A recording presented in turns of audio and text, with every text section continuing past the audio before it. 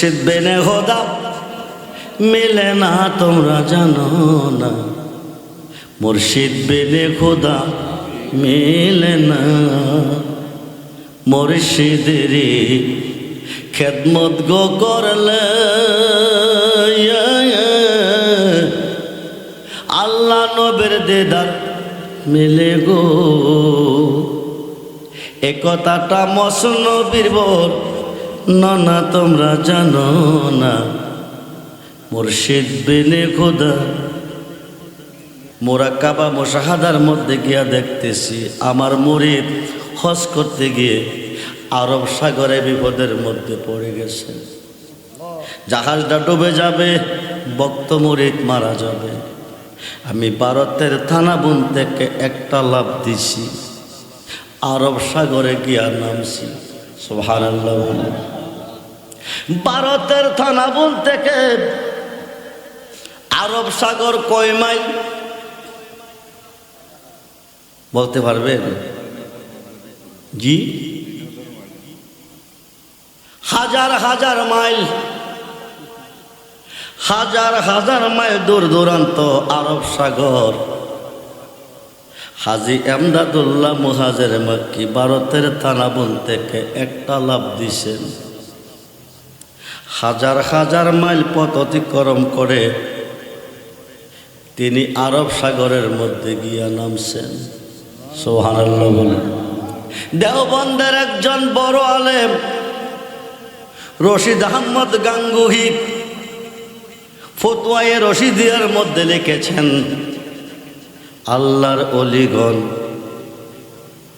যানবাহন ছাড়া হাজার হাজার মাইল পথ অতিক্রম করতে পারেন।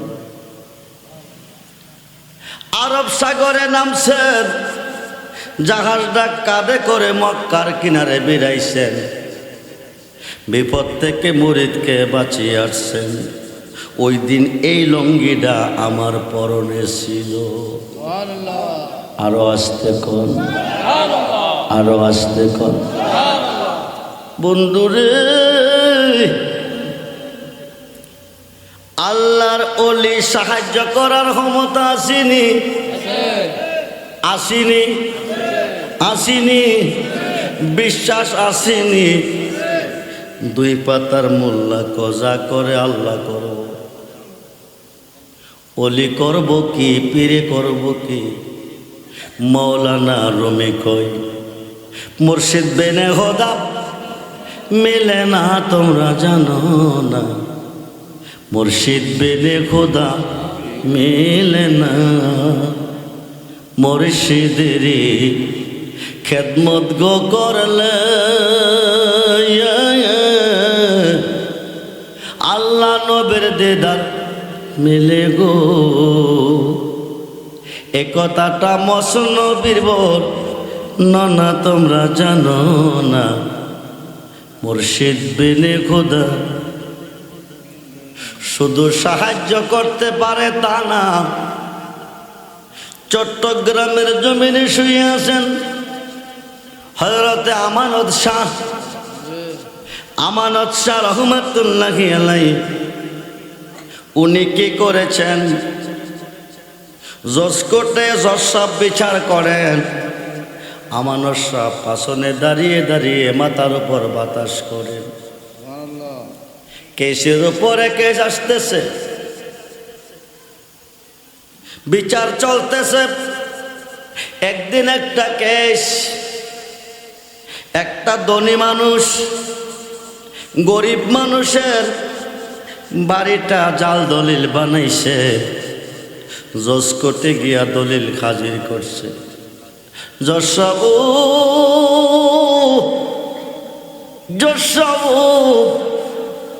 এই বাড়িটা আমার, এই যে দেখেন দলিল, এই লোকটা বাড়িটা দখল করে রাখছে, ওনাকে বলে দেন বাড়িটা ছেড়ে দিতে। জজ সাহেব বলতেছেন, ওনার বাড়ি তুমি দখল দিয়ে রাখলা কারণ কি? গরিব মানুষটা দুইটা চোখের পানি ছেড়ে দিছে। হুজুর, ওনার কথা বিশ্বাস করবেন না,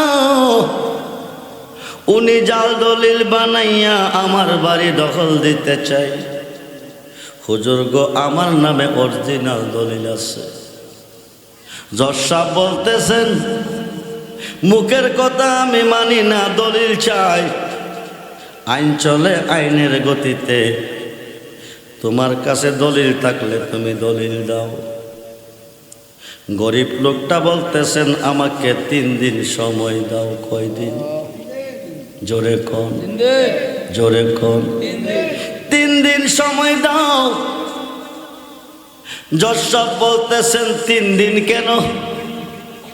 আপনার কোর্ট থেকে আমার বাড়ি পর্যন্ত আইতে এবং যাইতে সময় লাগবে 3 দিন।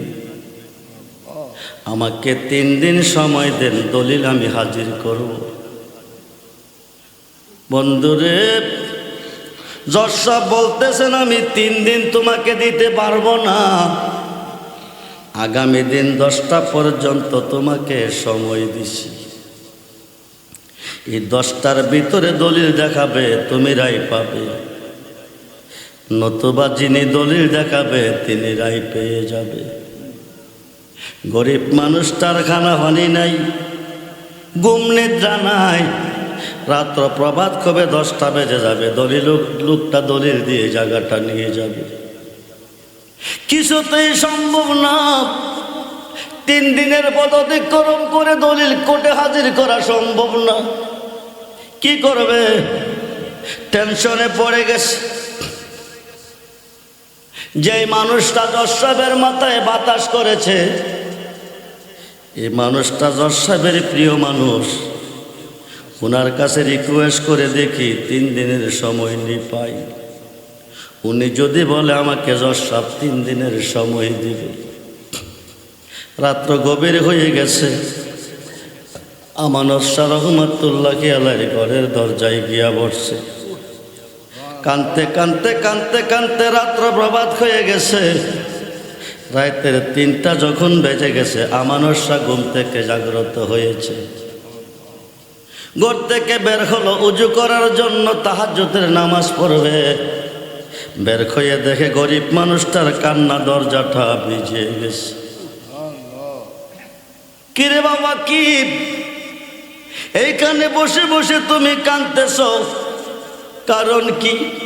হুজুর, একমাত্র বাড়িটাই আমার সম্বল। দিন মজুরি কাম করে জীবন বাঁচাই। ছেলে মেয়েগুলি বাড়িতে আছে। জজ সাহেব যদি জাল দলিল দিয়ে আমার বাড়িটা নিয়ে যা, আমার ছেলে মেয়ে নিয়ে আমি কোথায় থাকব? আমি কিভাবে বসবাস করব? হুজুর, আমাকে আপনি বলুন, আগামী দিন 10টা যখন জজ সাহেব দলিল চাবে, তখন আপনি বলে দিবেন ওনাকে 3 দিনের সময় দেন। আমি 3 দিন সময় পাবো, দলিলগুলি হাজির করব। হুজুর বলেন তো, আমাকে এই কথাটা বলবেননি? আল্লাহর ওলি আমানত শাহ রহমাতুল্লাহি আলাইহি বলেছেন, তুমি ওযু করো। ওযু করাইলেন, নামাজ পড়ো, নামাজ পড়াইলেন। বন্ধুরে, বন্ধুরে, নামাজ কমপ্লিটের পরে যাই নামাজটা হাতে দিলেন, নদীর পার নিয়ে গেলেন। নদীতে নামাজের মাসালা বিছাইলেন। গরিব লোকটাকে নামাজের মাসালা দাঁড়া করাইলেন। দাঁড়া করিয়ে বলতেছেন, তুমি চক্ষু বন্ধ করো। করলেন। ডাইন দিকে চাইও না, বাম দিকে চাইও না, পাছন দিকেও চাইও না, সরমুখের দিকে নজর রাখো। কিন্তু চোখ বন্ধ রাখো, চোখ খুইল না। যখন তুমি চোখের সামনে একটা আলো দেখবে, একটা বাতি দেখবে, তখন তুমি চোখের কবাট খুলবে। যেরকম সুবহান। চক্ষু বন্ধ করে দাঁড়িয়ে আছেন। হঠাৎ করে দেখতেছেন আলো দেখা যায়। এবার চোখের কবাট খুলে দেখতেছেন বাড়ির গাটা হাজির হয়ে গেছে। পূর্বাকাশে সূর্য উদয় হয়েছে। যেরকম সুবহান। কয় দিনের পথ? জোরে কোন কয় দিনের পথ? 3 দিনের পথ অতিক্রম করালেন, বাড়ির গাড়ায় হাজির হয়ে গেল। ঘরে ঢুকছে, ছেলে মেয়েরা কাঁদতেছে, আব্বু যে আমাদেরকে ফালাই আপনি কোথায় গিয়েছিলেন এতদিন যাবত? বলুন আব্বু বলুন। গরিব মানুষটা বলতেছে, মা দেরি করার সময় হাতে নাই, পাশের বাড়ির লোকটা জাল দলিল বানাই আমার বাড়িটা নিতে চাই। 10টার ভিতরে দলিল যদি হাজির করতে না পারে রায় আমি পাবো না, উনি রায় পেয়ে যাবে। হাকিম লড়ে, হুকুম লড়ে না। 10টা দলিল হাজির করতে হবে, দেরি করার সময় হাতে নাই। ভূগোলের তলে দলিল গলি হাতে নিয়ে আবার তিনি নামাজের মাসালা বিছাইলেন। নদী পার হয়ে যে ঘাট থেকে গিয়েছিলেন ওই ঘাটে হাজির হয়ে গেলেন। 10টা বাজে দলিল নিয়ে কোর্টে হাজির হয়ে গেল। জজ সাহেব বলতেছেন, দলিল আনছো নি? জি আনছি। দলিল দাও। দলিল দিলেন। জজ সাহেব বললেন, তুমি চলে যাও। কেন চলে যাব? আপনি বলছেন দলিল 10টা দিতে, আমি দিয়েছি, চলে যাব কেন? তুমি আমার সাথে মিথ্যা কথা বলেছ। কিভাবে? গতকাল যে গাইছিলাম দলিল তোমার কাছে আসেনি, তুমি কইছো আছে। আমি কইছি দলিল দাও, তুমি কইছো 3 দিন সময় দাও। 3 দিনের আগে দলিল হাজির করা সম্ভব না। গতকাল তোমরা কাঁদতেছেন, জজ সাহেব দলিল আমি দিয়েছি, আমাকে রায় দিয়ে দেন। 3 দিনের পথ অতিক্রম করে দলিল কেমনে হাজির করলেন? ডকুমেন্ট দেন, নাইলে রায় তোমাকে আমি দিব না। এবার আমানস্যার দিকে চাইতেছে, গরিব মানুষটা চোখের পানি ছাড়তেছে। আমানস্যা পাশন থেকে ইশারাটা কয়, আমার নাম, আমার নাম কইও না, কইও না। কিন্তু এখন না কইলে রায় তো গরিব লোকটা পাইব না। শেষ পর্যন্ত গজসব 3 দিনের পথ, সংক্ষিপ্ত সময়ের পথ বানাইয়া 10টার ভিতরে যিনি দলিল কোর্টে হাজির করে দিল, তিনি তোমার পাছনে বাতাস করতেছে। পাছন দিকে চাইয়া দেখে নাই, আমানস্যা নাই নাই। একটা মানুষের 4টা বডি, কয়টা? চক্র হলো 20টা, কয়টা? বডি হলো 4টা, চক্র হলো 20টা। জাকিরি হলো 2টা, বাতিনি হলো 18টা। একটা ফিজিক্যাল, একটা ইথিক্যাল, একটা করসাল, একটা হেয়ারস্টাইল, একটা শরীয়তে, একটা তরিকতে, একটা হাকিকতে, একটা মারিফতে। একটা বডি দিয়ে তিনি বাতাস করেছে, আর একটা বডি দিয়ে তিনি গায়েব হয়ে গেছে। সুবহানাল্লাহ বলেন। জজ সাহেবকে দেখে কই, 3 দিনের পথ, ঘন্টার পথ বানাইয়া যে মানুষটা দলিল হাজির কইরা সমস্যার সমাধান দিল, তারে তুমি চিনলা, আমি চিনলাম না। বন্ধুরে, ওই আমানস্যা রহমাতুল্লাহি আলাইহি চট্টগ্রামের জমিনে শায়িত আছে। আল্লাহর অলিগণ মরে নাই, মরে নাই। আল্লাহর অলিগণ সাহায্য করতে পারে। ওয়াবতাগু ইলাইহিল উসিলা ওয়া কুনু মাস সাদিকিন। ইয়া আইয়ুহাল্লাযীনা আমানুত্তাকুল্লাহা ওয়া কুনু মাস সাদিকিন। জোরে কোন সুবহানাল্লাহ। তোমরা সত্যবাদীর কাছে যাও, সাদিকিনদের কাছে যাও। যদি হেদায়েত তোমরা পাইতে চাও, আল্লাহ পর্যন্ত পৌঁছতে চাও, তাইলে তোমরা একজন সত্যবাদীর কাছে চলে যাও। সমস্ত ওলিদের সর্দার বড় পীর আব্দুল কাদের জিলানী সমস্ত পৃথিবীর ওলিদের কাঁধে যার কদম। বর্তমান পৃথিবী 356 জন শীর্ষস্থানীয় অলিগণের নিয়ন্ত্রণে আছে এবং কিয়ামতের আগ পর্যন্ত থাকবে। অলি আল্লাহ যারা মানে না এই জমিনে বাস করা তাদের জন্য জায়েজ না। এই দেশটা হচ্ছে অলিদের দেশ। কার দেশ? জোরে কোন কার দেশ? 360 অলিয়ার দেশ এই বাংলাদেশ। 360 অলিয়ার দেশ। হুজুর গাউসে পাক সমস্ত অলিদের কাঁধে যার কদম, যার কাঁধে আমার নবীজির কদম মোবারক।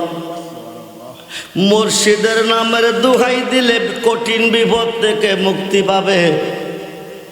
গাউসে পাকের একজন মুরিদ 11 জন বন্ধু নিয়ে বিকালবেলা একটা বাগানে প্রবেশ করেছে। বাতাস খাবে, ভ্রমণ করবে। হঠাৎ করে দেখতেছে একটা সর্প চলে যাইতেছে। গাউসে পাকের মুরিদে সাপটারে বাড়ি দিছে, সাপটা মারা গেছে। ঘূর্ণিঝড় শুরু হয়ে গেছে। সুবহানাল্লাহ বলুন। কি জ্বর শুরু হয়ে গেছে? কথা বলুন, কি জ্বর? বাড়ি দিছে কি? মারছে কারে? সাপের বাড়ি দিছে, সাপ মারা গেছে, ঘূর্ণিঝড় শুরু হয়ে গেছে। 11 জন বন্ধু গিয়ে একটা গুহার ভিতরে লুকাইছে। গাউসে পাকের মুরিদ কয়ে গেছে কোনো খবর নাই। ঘূর্ণিঝড় বন্ধ হলো। 11 জন বন্ধু গুহা থেকে বের হলো। বের হয়ে দেখতেছে বাগান খালি, একটা গাছও নাই। সুবহানাল্লাহ বলো। বাগান খালি, একটা গাছও নাই। কিন্তু বড় পীরের মুরিদও দেখা যায় না। নাই গেল কই? হঠাৎ করে দেখতেছে রাজকীয় পোশাক পরে মুরিদে আইতেছে। সুবহানাল্লাহ বলেন। কি পোশাক? কি পোশাক? রাজকীয় পোশাক পরে আইতেছে। 11 জন বন্ধু জিজ্ঞেস করে, এই পোশাক পাইলা কই? তুমি গেলা কই? কইতে আইছো? গাউসে পাকের মুরিদ কো, আমি কই গেছি আমি নিজেই জানি না, তবে এতটুকু আমি বলতে পারি, মাথাটা আসমানে, কদমটি জমিনে। যেরকম সুবহানাল্লাহ। মাথাটা আসমানে, কদমটি জমিনে। বিরাট বড় একটা দৈত্য। কি? জোরে কোন কি? বড় পীর শুধু ইনসানের পীর নয়, জিন জাতেরও পীর। 6-7 লম্বা একটা রান্দাও হাতে নিয়ে দাঁড়িয়ে আছে। তাকে দেখার পরে আমার কলেজা শুকিয়ে গেছে। আমি এখন কি করব? ভয়ে অন্তর থরথর করে কাঁপতেছে। হঠাৎ করে তুই আমার পুতেরে মারছত, আমি তোরে কাটবো। আমি বলতেছি দোহাই লাগে তুমি আমারে কাট্টো না, আমি তোমার পুতেরে মারছি না। দৈত্য তোরা যে এই বাগানে ঢুকছিলি, এই বাগানে আমার পুত ছিল। তোদেরকে দেখা জান বাঁচাইবার জন্য সর্পরূপ ধারণ কইরা যাইতেছিল। সাপটা আমার সতনি বলেছি, এইটা আমার পুত ছিল। সুবহানাল্লাহ বলেন। হুনের বদলি হুন। দৈত্যর পুত মারছে, এখন মুরিদ রে কাটবো। বড় পীরের মুরিদ ডাক ডাক, এখন তো বাঁচার মতো কোনো পথ নাই, এখন কি করব? হঠাৎ করে তুমি আমারে মারো, কাটো, অসুবিধা নাই। মারবার আগে 5টা মিনিট সময় চাই। কয় মিনিট? জোরে কোন, কয় মিনিট? 5 মিনিট। দৈত্য 5 মিনিট সময় তুই কেন চাস? আমার একজন হুজুর আছে, আমি হুজুরের কাছে যাব আর আসবো। তুমি মাইরা ফেললে আমার কোনো দুঃখ থাকবে না, মেরে ফেললে কোনো দুঃখ থাকবে না। দৈত্য তোর হুজুরের নাম কি? বাড়ি কই? আমার হুজুরের নাম আব্দুল কাদের জিলানী। আরো আসতে কম, আরো আসতে কম। যেই মাত্র আব্দুল কাদের জিলানী বলছে, সঙ্গে সঙ্গে দাউটা জমিনে পড়ে গেছে। আল্লাহু আকবার বলেন। দৈত্যর হাত থেকে দাউটা কি হইছে? কি হইছে? জমিনে পড়ে গেছে। এবার দৈত্য বলতেছে, ও গাউসে পাকের মুরিদ, তুমি শোনো, আমার পুত্রে তুমি মারছো, খুন করছো, অসুবিধা নাই, তাতে আমার মনে কোনো দুঃখ নাই। আমি যে তোমার সাথে দুর্ব্যবহার করছি, মারতে কইছি, কাটতে কইছি, এই কথা তুমি জানো, আমি জানি, বড় পীর জানো না? জানে। যদি বড় পীর জানতে পারে, দৈত্যর বংশ নিপাত করে ফেলবে। এই নাও তোমার রাজকীয় পোশাকটা দিয়ে দিছি। সালাত নিয়া রাসূলান আলাইকুম সালাম ইয়া হাবিবাল্লাহ। সালাত নিয়া রাসূলান আলাইকুম সালাম হাবিবাল্লাহ। আমল নাই মুর পর পারে দেখাইবার, তোমার নামের তসবি বড় শায়া আমার। সালাত নিয়া রাসূলান আলাইকুম সালাম হাবিবাল্লাহ। মনে আশা বুকে তোমায় রাখিতাম,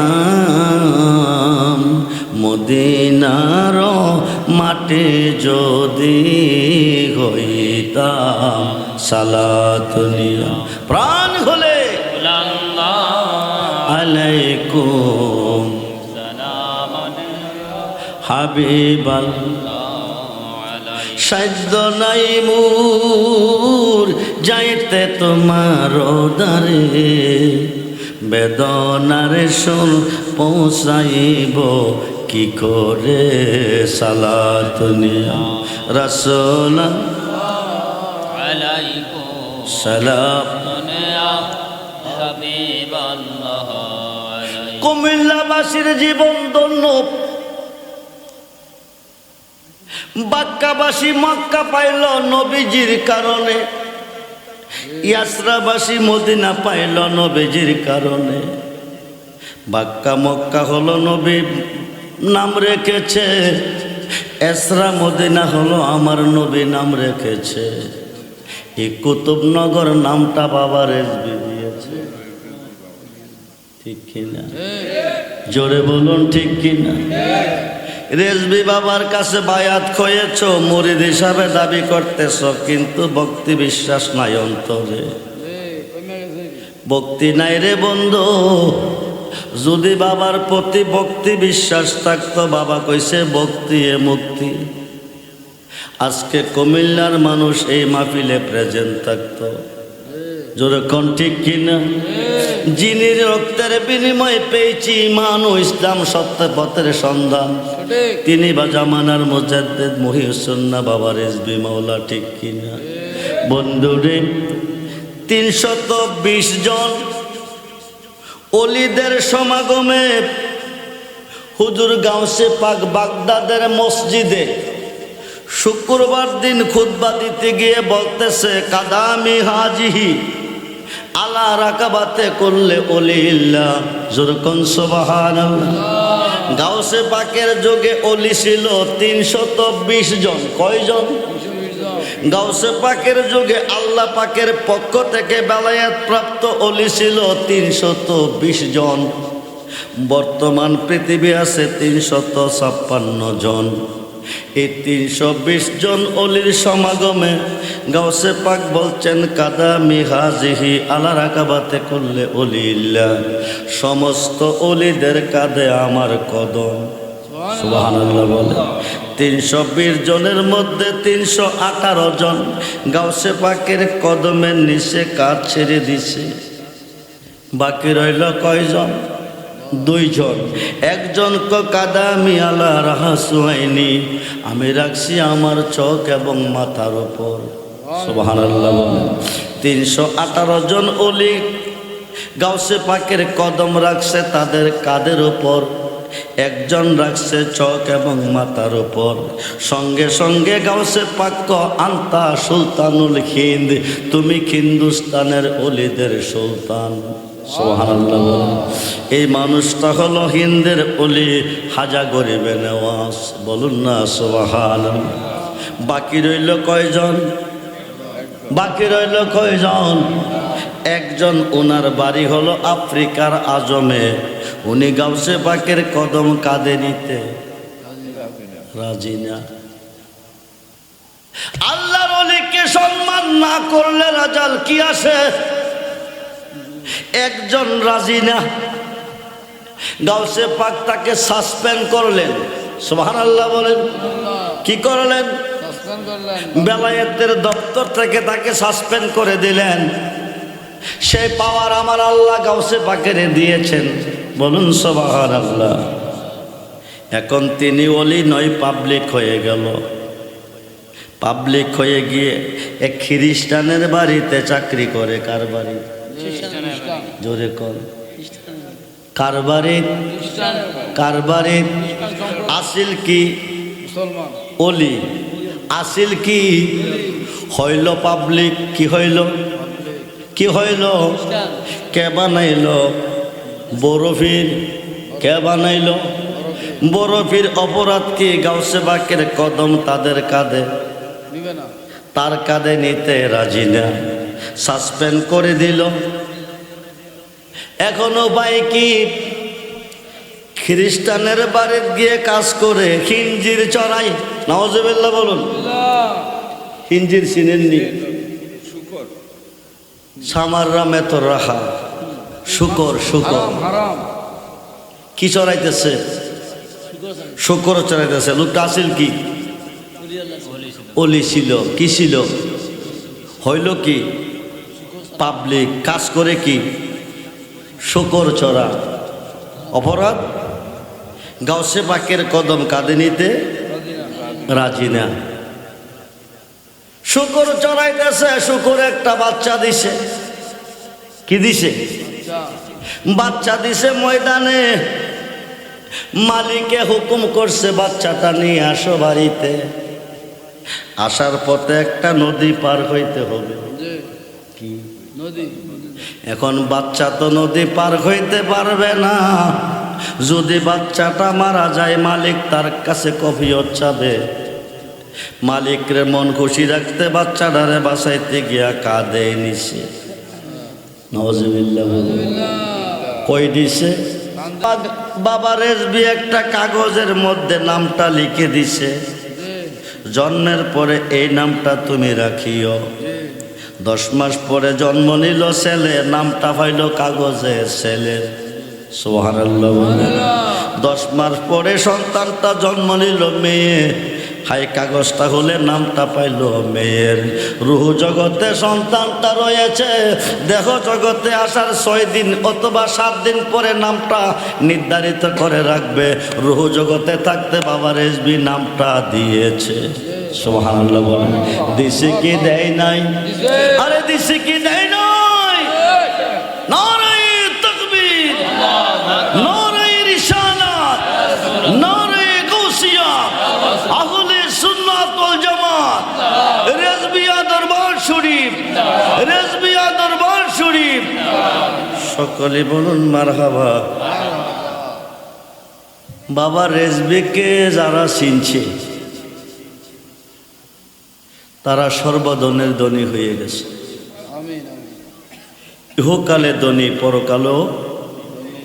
রেজবি নামের দোহাই দিয়ে কবর, হাসর, মিজান, ফুলচেরাত পার হয়ে যাবে।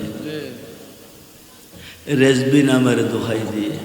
বাবা রেজবির শান কত যে মহান, দেখবে ময়দানে মহাশর, মুসিবতের ময়দান। আল্লাহর কোঠে, নবীর কোঠে বাবা রেজবির শান কত যে মহান। কারণ বাবা রেজবির জীবনটাই কোরবান করছেন আমার নবীজির প্রেমে। ঠিক কিনা বলেন? নবীজির জীবন আদর্শ, সাহাবীদের জীবন আদর্শ হুবহু বাবা রেজবির জীবন আদর্শ। সঠিক পথ, সঠিক পথের পরিচয় দিয়েছে বাবা রেজবি। বাবা রেজবিকে যারা চিনেছে তারা সর্বদনের ধনী হয়ে গেছে। রেজবিকে যারা চিনতে পারে নাই তারা অন্ধকারে নিমজ্জিত আছে। কিন্তু নবীজির উম্মত ৭৩ দলে বিভক্ত। নবী জাকেরে থাকতে হয় নাই বিদায়ের পরে। বাবা রেজবির মুরিদের মধ্যে বহুদল হয়ে গেছে, থাকতে হয় নাই বিদায়ের পরে। খুব মনোযোগ, রেজবিয়া রশিকে আঁকড়িয়ে ধরো, রেজবি বাবার প্রেমে জীবন কোরবান করে দাও। কঠিন কঠিন বিপদের সময় বাবা রেজবি তোমাকে সাহায্য করবে যদি ভালোবাসা দিতে পারো বাবা রেজবিকে। একজন মুসলমান একজন ইহুদির মধ্যে একটা বাহাত চলতেছে। ইহুদি ক আমরা নবী বড়, মুসলমান ক আমরা নবী বড়। ইহুদি ক তোরা নবী ছোট, আমরা নবী বড়। কেমনে? বড় নবীর বড় গুণ, ছোট নবীর ছোট গুণ। তোরা নবী জমিনে, আমরা নবী আসমানে। মুসলমান ক তোর কথা ভুল, আমরা নবী বাদশার বাদশাহ হয়ে জমিনে, তোরা নবী দারোয়ান হইয়া পাহারা দিতেছে আসমানে। সুবহানাল্লাহ। মুসলমান কইতেছে আমরা নবী বাদশার বাদশাহ হয়ে জমিনে, তোরা নবী দারোয়ান হইয়া পাহারা দিতেছে আসমানে। এইবার ইহুদি ক তোরা নবীর আর কি গুণ আছে? মুসলমান মোল্লা ক তোরা নবীর আর কি গুণ আছে? ইহুদি ক আমরা নবী কুম্বিজ নীল্লা কইলে মরা মানুষ জিন্দা হয়ে গেছে। তোরা নবী পারেনি, পারছিনি, আমরা নবী মরা মানুষ জিন্দা করতে পারছে কি পারছে নাই, এই কথাটা মুসলমান মোল্লার জানা নাই। হিমশিম খাইতেছে ইহুদের কাছে। আখিরি নবীর অপমান টানতেছে, মোল্লা বলতে পারতেছে না। বন্ধুরে, ভারতবর্ষের প্রখ্যাত মুহাদ্দিস শায়খ আব্দুল হক মুহাদ্দিস দেহলভী রহমাতুল্লাহি আলাইহি মাদারের জন্য নবুয়াতে মুজিজায়ে অধ্যায় লিখেছে, আমার নবী ইন্তেকালের পরে ৪১ জন মরা মানুষ জিন্দা করছে। কয়জন? জোরে কোন কয়জন? ৪১ জন মরা মানুষ জিন্দা করছেন। নবী ডাক দিছে, আব্দুল কাদের, আমি মরা মানুষ জিন্দা করতে পারছি কি পারি নাই? আমার উম্মত বলতে পারে নাই, তুমি গিয়া বলে দাও। বাগদাদ থেকে একটা লাফ দিছে, ফিলিস্তিনের জমিনে 2 জনের মধ্যে আইসা হাজির হয়ে গেছে। সুবহানাল্লাহ। হাজির হইয়া বলতেছে, তোমাদের বাহাস কি নিয়ে চলতেছে? ইহুদি ক আমরা নবী বড়, হেরার নবী ছোট। তোমরা নবী বড় কেমনে? ক বড় নবীর বড় গুণ, আমরা নবী ঈসা নবী আসমানে, তারা নবী আছে জমিনে। হে ক তারা নবী বাদশার বাদশাহ হয়ে জমিনে, আমরা নবী দারোয়ান হয়ে পাহারা দিতেছে আসমানে। আমি কইলাম তোরা নবীর আর কি গুণ আছে? হ্যাঁ কইল আমরা নবীর কি গুণ আছে? আমি কইছি আমরা নবী কুম্বিজ নীল্লা কইলে মরা মানুষ জিন্দা হয়ে গেছে। তারে জিজ্ঞাসলাম তোরা নবী ফার্সি নিতে জানে না, বলতে পারে না, তাই বলে তার নবী ছোট বলে জি। গাউসে পাক কই ইহুদি, তোরা নবী কি কইয়া চিন্তা করছে? কুম্বিজ নীল্লা আল্লাহর হুকুমে। গাউসে পাক কো আমি নবী না, আমি আমরা নবীর একজন গোলামের গোলাম, গোলামের গোলাম, গোলামের গোলাম, গোলামের গোলাম, গোলামের গোলাম। তোরা নবী কুম্বিজ নীল্লা কইয়া চিন্তা করছে, আমি আব্দুল কাদের কুম তুই মর তো মরবি। আরো আসতে কর, তুই মর তো মরবি। আবার যদি আমি ইচ্ছা করি তোরে জিন্দা কইরা পাখিরেও আনতে পারি। সুবহানাল্লাহ বলেন। ইহুদি ক বেডাগিরি, মুখের কথা মানি না, ডাইরেক্ট প্রমাণ চাই। বড় বীরে ক প্রমাণটা তুই কেমনে নিবি?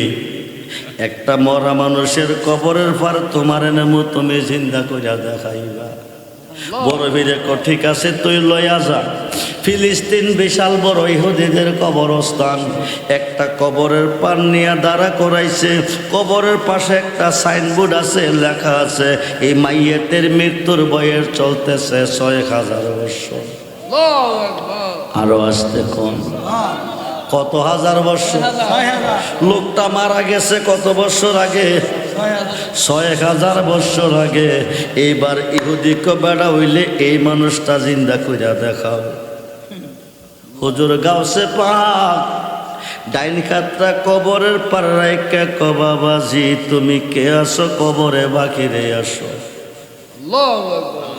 কবরটা ফাইটটা মানুষটা বের হয়ে গেছে। জোরে কোন আল্লাহু আকবার। মানুষটা উপরে এসেছে।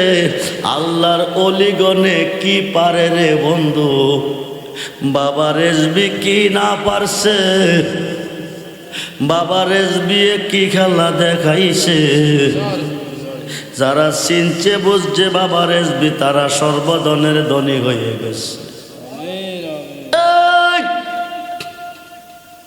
রেজবি নামের দোহাই দিয়ে পার হবে কোটি কোটি গুনাহগারকে রেজবি হাসরের মাঠে পার করে জান্নাতে নিবে।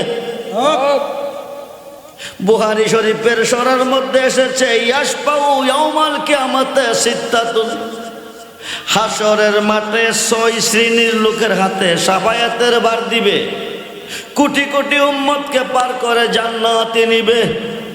মিশকাত শরীফ আবু শাফায়াতের অধ্যায়ের মধ্যে এসেছে ইয়াশফাউ ইয়াউমাল কিয়ামাতে সালাসাতুন, হাসরের মাঠে ৩ শ্রেণীর লোকের হাতে শাফায়াতের ভার দিবে, প্রত্যেকটা শ্রেণীর লোক কোটি কোটি গুনাহগারকে পার করে জান্নাতে নিবে। বাবা রেজবি হাসরের মাঠে কোটি কোটি অপরাধীকে জান্নাতে নিবে। বন্ধুরে ওই দিন বুঝবে রেজবি কার শান, রেজবির শান কত যে মহান। হাসরের মাঠ বানাইবার আল্লাহর কোনো দরকার নাই, মিজানের পাল্লা লটকাইবার আল্লাহর কোনো দরকার নাই, ৫০,০০০ বছর দাঁড়া করাইবার আল্লাহর কোনো দরকার নাই। আল্লাহ অন্তর্যামী। পৃথিবীর মানুষ কয়জন বেহেশতি কয়জন দোজখী আল্লাহ জানে কি জানে না? কুমিল্লার মানুষ কয়জন নেকি কয়জন পাপী আল্লাহ জানে কি জানে না? ইন্তেকালের পরে বলতে পারে তোরা বেহেশতে যা, তোরা দোজখী দোজখে যা। হাসরের মাঠ তিনি কেন বানাইবেন? ৫০,০০০ বছর কেন দাঁড়া করে রাখবেন? একটাই কারণ, নবীজির শান কত যে মহান, নবীজির শান কত যে মহান। করিতে প্রমাণ সাজাইবে মাঠ লটকাইবে মিজান। বাবা রেজবির শান কত যে মহান, দেখবে ময়দানে মহাশর মুসিবতের ময়দান। লোকটা বাকিরে আসছে ৩.৫ কাঠ বডি, ২ ভাগে বাঘ দেখা যায়। নাভি থেকে পা পর্যন্ত পুরে পুরে পুরে পুরে আংরা হইতেছে। আগুনের আংরা চুলার মধ্যে যেভাবে দাউ দাউ করে আগুন জ্বলে, নাভি থেকে পা পর্যন্ত এইভাবে আগুন জ্বলতেছে। নাভি থেকে মাথা পর্যন্ত জান্নাতি পোশাকে আবৃত আছে। সুবহানাল্লাহ বলে। বডিটা ২ ভাগ। ৬,০০০ বছর আগে যে মানুষটা মারা গেছে তার বডিটা ২ ভাগে ভাগ হয়ে অর্ধেকটা বডি জ্বলতেছে, অর্ধেকটা জান্নাতি পোশাকে আবৃত আছে। বড় পীর জিজ্ঞেস করলেন, বাবা তোমার এই অবস্থা হওয়ার কারণ কি? লোকটা বলতেছেন এই অবস্থার কারণ হইল আমার মা। সুবহানাল্লাহ বলে। হুজুর বাকিরে আনছেন ভিতরে দিয়ে না, ৬,০০০ বছর পর্যন্ত পড়তেছি, এই পুরো আমি আর সইতে পারি না, আমার ভিতরে এই অবস্থা দিয়েন না। তোমার মা কি করছে? আমি ব্যবসা বাণিজ্য করতাম, শহর বন্দরে থাকতাম, বাড়িতে গেলে মার জন্য কিছু নিতাম, মা খেয়ে খেয়ে আমার জন্য দোয়া করত। এই দোয়ার বিনিময়ে জান্নাতি পোশাকে অর্ধেকটা বডি আবৃত, বাকি বডিটা পরে পরে কয়লা হয়েছে। কারণ কি? আমি একদিন শহর থেকে বাড়িতে গেছি, আমার বিবি আমার মার বিরুদ্ধে কমপ্লেন করছে। আমার উচিত ছিল মারে জিজ্ঞেস করার, আগদা সামলাইতে না পাইরা বিবির পক্ষ লইয়া আমি লাত্তি দিয়া মারে জমিনে ফালাই দিছিলাম। দাঁড়ানো অবস্থা ছিল, মা দাঁড়াইয়া। লাতির আঘাত পাইয়া মা বুকের ব্যথা লইয়া শেষ পর্যন্ত কবরে গেছে। মায়ের বুকে ব্যথা দিয়ে আমি শান্তি পাবো কি দিয়া? বাবাজি আমারে কবরে দিও না, এই পুরা আমি সইতে পারি না। আমি তোরে কবরে দিব, কিন্তু সমস্যার সমাধান বানাইয়া। সুবহানাল্লাহ। তোর মার কবরটা কই আছে তুই জানোস নি? লোকটা বলছে যে জানি। তোর মার কবরের পাশে আমারে লইয়া যা। লইয়া গিয়া দেখাইছে এই কবরটা আমার মা। ডাইন কাতটা কবরের পার রাইখা বড় বেড়ে কবুরি মা, একটু কষ্ট করে তুমি বাহিরে আসো, আমার তোমার সাথে কিছু কথা আছে। কবরটা ফাইটটা বুড়া মহিলাটা বাহিরে আইছে। সুবহানাল্লাহ। আবার পরে জিজ্ঞেস করে, মা এই মানুষটা তুমি চিনুনি? কজি চিনি। কেমনে চিনো? কি তোমার পরিচয় কি লাগে? মহিলাটা বলতেছে এই মানুষটা আমার ছেলে। মা তোমার ছেলে? বলে জি। তোমার খেদমত ক যথেষ্ট, ইবাদত ক যথেষ্ট। কেমন ছিল? খুব ভালো। আম্মা তুমি তোমার মার এত প্রশংসা তুমি করতেছ, অর্ধেকটা বডি পরে পরে কইলা তুমি কি দেখতেছ? কজি এই ব্যাপারে তোমার কিছু বলার আসেনি। মহিলাটা দুইটা চোখের পানি ছেড়ে দিছে। বাজানো বাজানো এই ব্যাপারে কিছু আমারে জিগাইও না।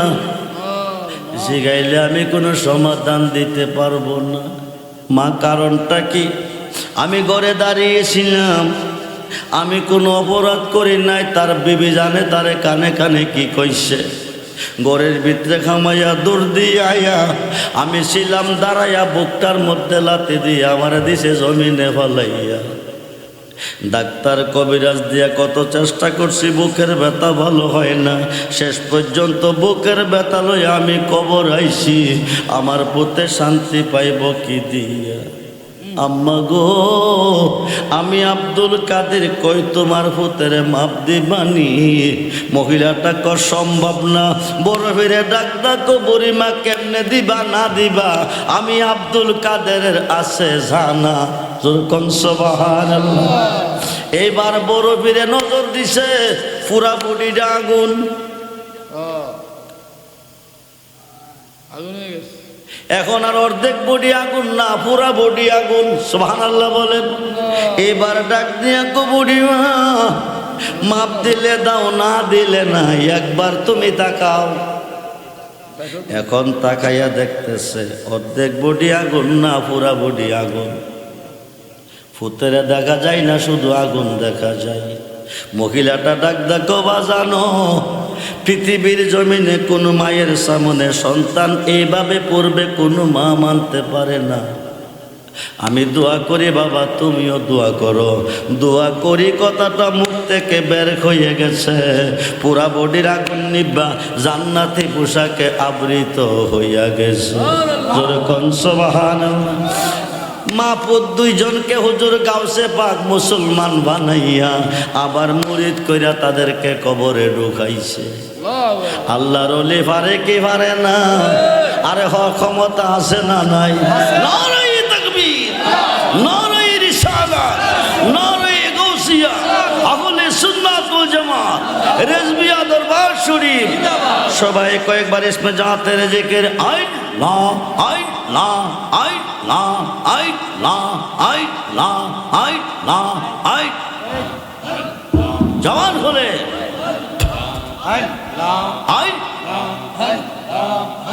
আমার রেজবি চন্দ আইলে গো, আমার রেজবি চন্দ আইলে গো, হৃদয় সিংহ শোনে গো বসাব।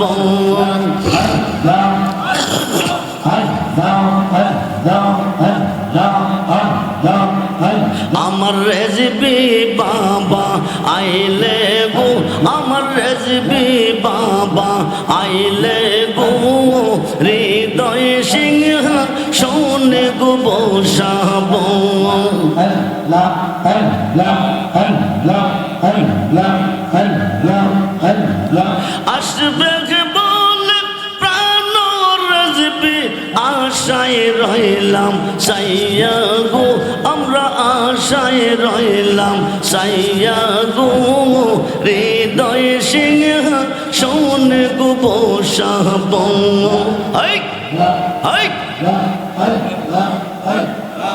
জবান হলে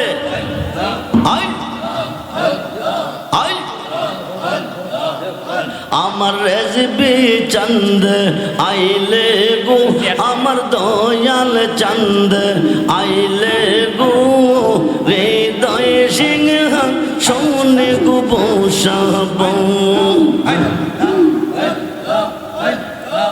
আমার যত মনের জ্বালা কে দিবেন বাইয়া গো, হাই কাই কে দিবেন বাইয়া গো, হৃদয় সিংহ শোনে গো বসাব। আমার রেজবি চন্দ আইলে গো, আমার সদরুল চন্দ আইলে গো, হৃদয় সিংহ শোনে গো বসাব। আসলে লইয়া কোলে নগরে রাব গো, আমরা নগরে রাব গো, হৃদয় সিংহ শোনে গো বসাব। আমার রেজবি চন্দ আইলে গো, আমার সদরুল চন্দ আইলে গো, হৃদয় সিংহ শোনে গো বসাব।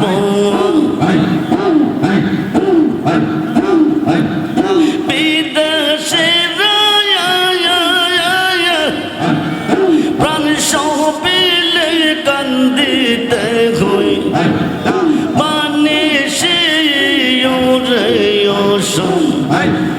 দূরে বিদেশি বন্ধুরা কেন বা কান্দাইলি রে শাম, কেন বা কান্দাইলি রে শাম, পাগল বা নাইলি রে শাম, দূরে বিদেশি বন্ধুরা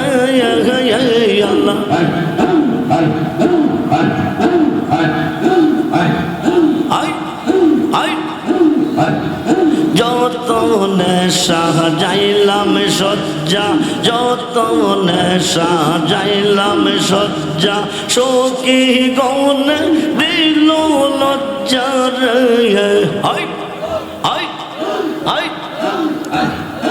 অনাগারে অনিদ্রাতে কাটাইলাম সুখের নিশি রে শাম, দূরে বিদেশি বন্ধুরা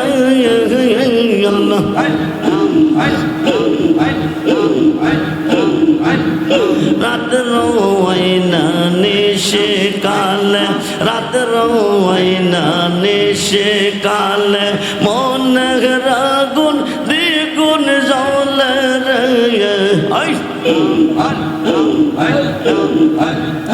আব্দুর রহমান বেবে বলে কে বাজাইব রের বাঁশি রে শাম, দূরে বিদেশি বন্ধুরা আল্লাহ।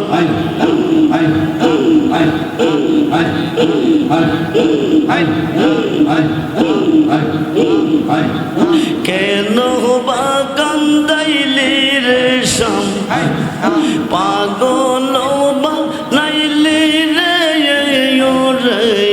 শাম, দূরে বিদেশি বন্ধুরা আল্লাহ।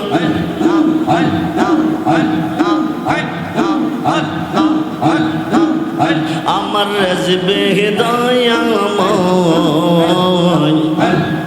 তোমার দেখে আর মনে লয় আমার সদরল দয়াময় তোমার দেখে আর মনে লয় তোমার না দেখলে আমার জীবন কেমনে রই বাজানো আমার মুর্শিদ দয়াময় তোমার দেখে আর মনে লয়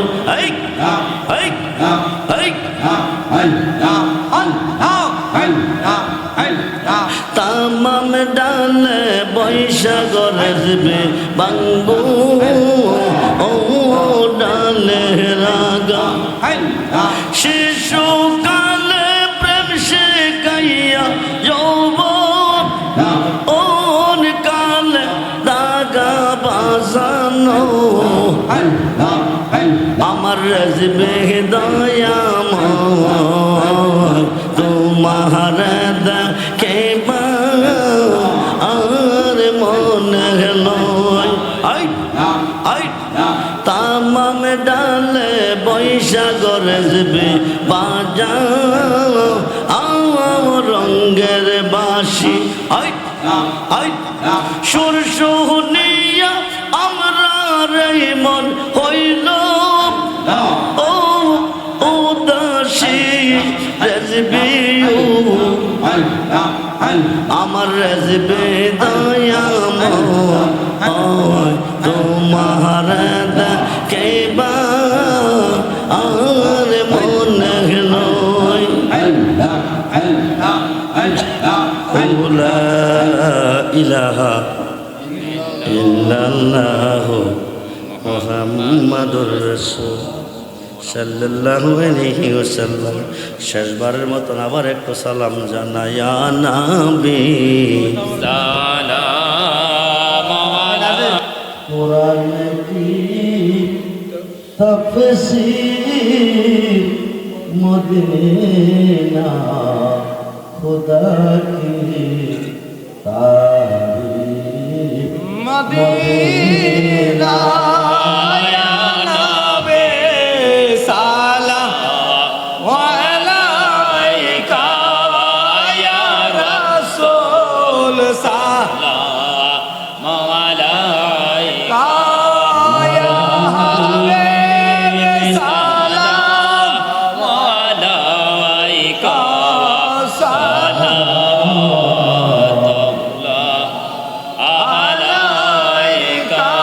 दुनिया में कलमा नबी की कब्र में दीदार नबी की महशर में शफाअत नबी की उम्मत की गुमहार क्यों नहीं या नबी सलाम अलैका या रसूल सलाम अलैका या हबीब सलाम अलैका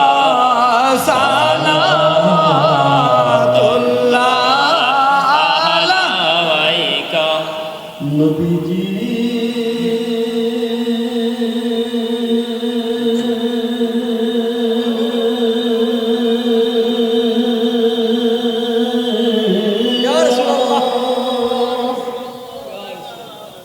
या रसूल अल्लाह व या हबीब अल्लाह जाने सुनी अपना नाम কালেমা পড়ি আপনার নাম নামাজে দেই আপনাকে সালাম আপনি যে নূরে মুজাসসাম ইয়া নবী সালাম আলাইকা ইয়া রাসূল সালাম আলাইকা ইয়া হাবিব সালাম আলাইকা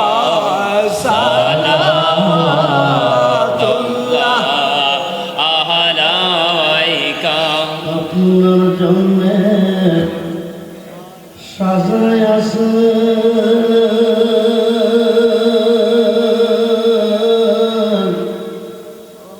ও আমার আল্লাহ সারাটা গনে আগুন অগণবে নবে উলাম্বি আপনার জন্যে বানায় আছে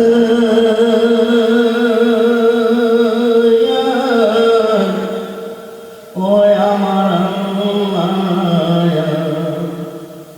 সারাটা দুনি অগণবী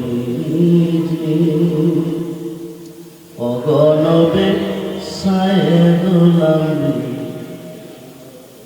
হাজির নাজির তুমি সশরীরে জিন্দায়া খায়াতুন নবী তুমি গো ও নবী রহমতের নবী আগো নবীজি অগণবে নবী উলাম্বি কৌশলের মালিক তুমি কৌশল পিলাই মায়া জান্নাতের মালিক তুমি গো ও নবী জান্নাত বিলাই বাগো নবীজি ওগো নবী সায়েদুলাম্বি ফুলছে রাতের ঘাটে তুমি তাকে বাদারায়া তোমার পাপি তপি উম্মতের গো ও নবী নিতে পারে করে আগো নবীজি ওগো নবী নবী উলাম্বি তোমার গোলামরা দাঁড়িয়ে আছি জামানার মহিউসুল শেরে গাজী আল্লামা রেজবে মাওলানা জন্মদিনে আসিয়া